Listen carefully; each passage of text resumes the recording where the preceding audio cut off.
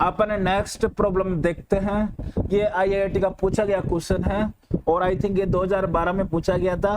तो क्वेश्चन है paragraph type question है, इसमें 2 क्वेश्चंस दिए हैं, उनका अपन को कैसे भी करके आंसर निकालना है।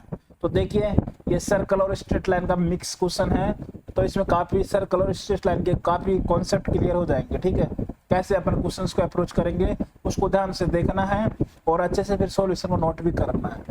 तो देखिए क्वेश्चन बोल रहा है tangent PT is drawn to the circle. Circle का इक्वेशन अपन को दे दिया एट द पॉइंट, इस पॉइंट के ऊपर अपन ड्रॉ कर रहे, पॉइंट भी दे दिया।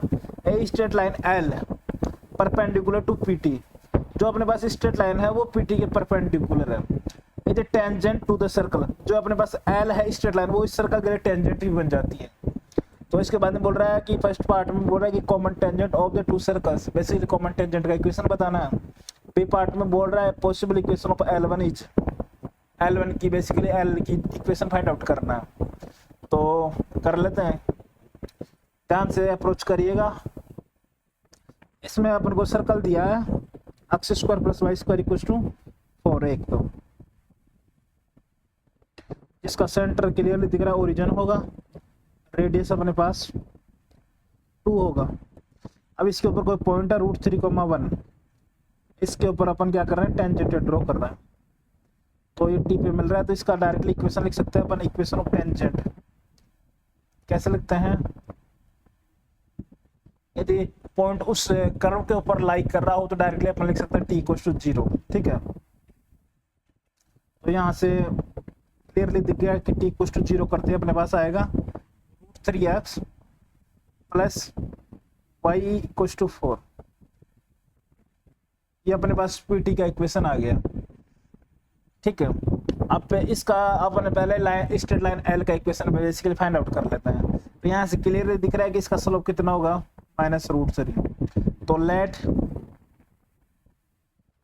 Equation of straight line L वो क्या हो जाएगा, यदि इसका -√3 है वो पीटी के परपेंडिकुलर है स्ट्रेट लाइन एल है, तो क्लियरली बोल सकते हैं कि जो इक्वेशन अपन ले सकते हैं x -√3y + c = 0। Clear.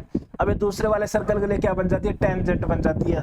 Tangent बन जाती है तो उसके सेंटर से जो परपेंडिकुलर डिस्टेंस होगी उसकी रेडियस के इक्वल होना चाहिए लॉजिकली।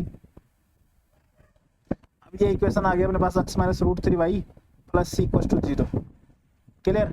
तो यहाँ से अभी अपन यहाँ से ये वाला जो सेंटर है इसका 3,0, इसका रेडियस 1 है, तो यहाँ से अपन लिख सकते हैं कि 3 - 0 + c / √1 + 3 का मोड, इसका मोड किसके इक्वल होगा, 1 के इक्वल होगा।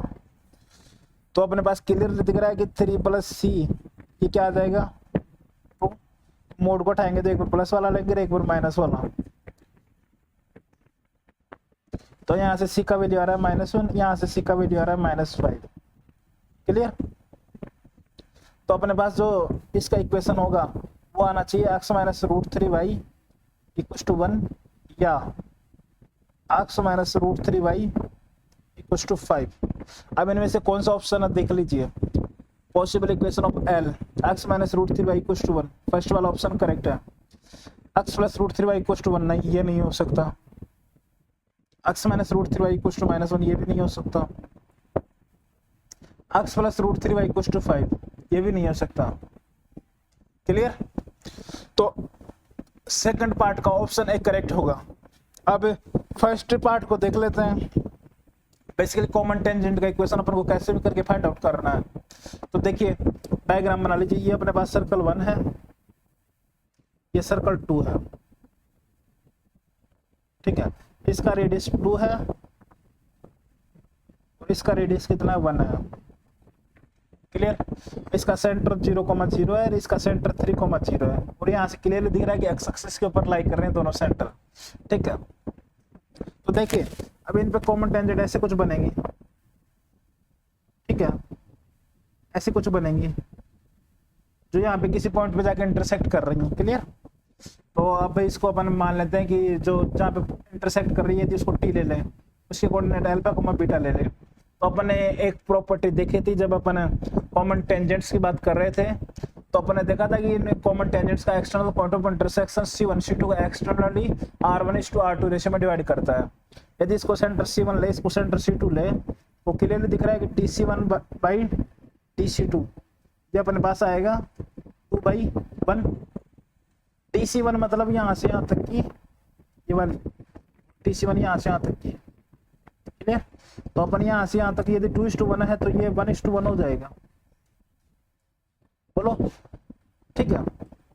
तो यहाँ से अपन बोल सकते हैं कि जो अपने पास C2 होगा, C1 और T का मिड पॉइंट होगा, तो यहाँ से मिड पॉइंट का फॉर्मूला लगा देते हैं, अल्फा प्लस 0/2 इक्वल्स टू 3, तो अल्फा इक्वल्स टू कितना आ गया 6, और alpha plus beta plus 0/2 equals to 0, तो बीटा आ रहा है 0, क्लियर। तो यहाँ से क्लियरली दिख गया कि टी का कोऑर्डिनेट होगा वो होगा 6,0। बात समझ में आ गई, क्लियर। तो अब यहाँ से अपन बोल सकते हैं डायरेक्टली इक्वेशन क्या लिख सकते हैं, y-0 equals to m times x minus 6, बोल लो। तो अपने पास यहाँ से आ गया mx minus y minus 6m equals to 0। अब इसको भी सेंटर से परपेंडिकुलर डिस्टेंस किसकी इक्वल होनी चाहिए, कोई भी एक सर्कल ले लीजिए, ठीक है। तो उसके लिए रेडियस की इक्वल होना चाहिए। तो यदि अपन फर्स्ट वाला ले ले ओरिजिन से, तो ये आ जाएगा 0 minus 6m divided by √m² plus 1। अब मोड वो रेडियस की इक्वल होना चाहिए यदि टेंजेंट है दोनों के लिए। तो अब आप दोनों से करेंगे तो सेम ही आएगा एट द एंड, इक्वेशंस दोनों की सेम ही बनेंगी, क्योंकि अपन ने वही प्रॉपर्टी यूज किया है, दोनों के लिए टेंजेंट हो तभी वो R1:R2 रेशियो में एक्सटर्नल डिवाइड करता है, ठीक है। दोनों के लिए चेक करने की कोई जरूरत नहीं है, यदि आप चेक भी करेंगे तो दोनों से सेम इक्वेशन बनेगी। आप करके देख लीजिए यदि भरोसा ना हो।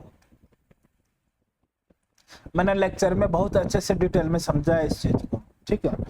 अब अपन को क्या करना चाहिए, दोनों तरफ स्क्वायर कर देना चाहिए, तो ये अपने पास हो जाएगा, तो उसे कैंसिल आउट कर देते हैं, तो ये आ जाएगा 9m² equals to m² plus 1, तो ये आ गया 8m² इक्वल्स टू 1, तो m² आ गया अपने पास 1/8, तो m का वैल्यू आ रहा है अपने पास प्लस माइनस 1/2√2, क्लियर।